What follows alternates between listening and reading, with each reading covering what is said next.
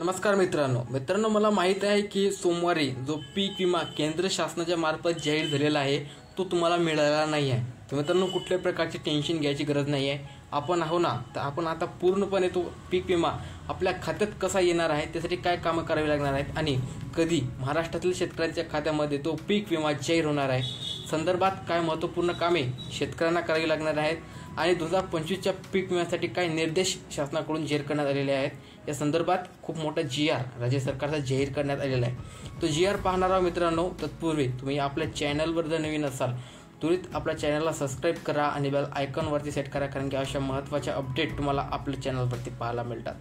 चला तर पाहूया मित्रांनो।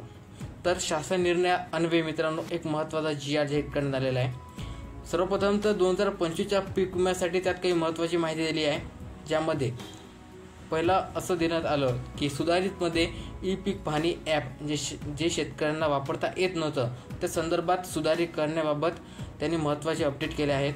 दुसरं म्हणजेच की जे शेतकऱ्यांचं नुकसान झालेलं असेल अशा शेतकऱ्यांसाठी 72 तासात क्लेम करण्याचं मित्रांनो महत्त्वाचं जे ऑप्शन आहे ते देण्यात आलेलं आहे। आता शेतकरी स्वतः क्लेम करू शकतात, पण 72 तासाच्या आत तुमचं नुकसान झालेलं असेल तर तुम्ही क्लेम करू शकता। या संदर्भात डिटेल व्हिडिओ येऊन जाणार आहे आपला।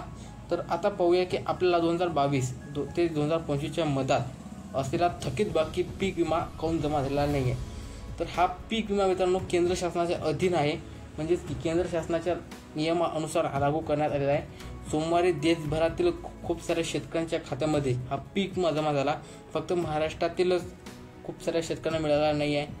खूप शेतकरी असे आहेत की ज्यांना पीक विमा मिळाला, पण त्यांना हेक्टरी 2000 रुपये, हेक्टरी 1000 रुपये असेच पैसे मिळाले मित्रांनो। तर या संदर्भात काही महत्त्वाचे अपडेट राज्य सरकारने दिलेले आहेत। तर पीक विमा शासनाने सांगितलं की दस्तावेज चेक करून एकदा पुन्हा आता 15 ऑगस्टपासून राज्य सरकार पीक विमा जाहीर करण्याचा जो आदेश आहे तो देणार आहे। तर 15 ऑगस्ट झालेले आहे मित्रांनो। तर कालपासूनच राज्य सरकारनं पुन्हा एकदा दस्तावेज चेक करून 2022 पासूनचा पीक विमा आता शेतकऱ्यांच्या खात्यामध्ये जमा करायला सुरुवात केलेली आहे। तर महाराष्ट्रातील आता काही जिल्हे आहेत की जिल्हे यासाठी पात्र आहेत। जिल्हे मित्रांनो याचे आपल्या विभागावाईज आहेत, नागपूर विभाग, अमरावती विभाग, छत्रपती संभाजी विभाग, कोकण विभाग। तर हे विभाग पात्र करण्यात आलेले आहेत आणि या विभागाच्या अन्वये शेतकऱ्यांच्या खात्यामध्ये आता पीक विमा जाहीर करण्यास मंजुरी देण्यात आली आहे मित्रांनो।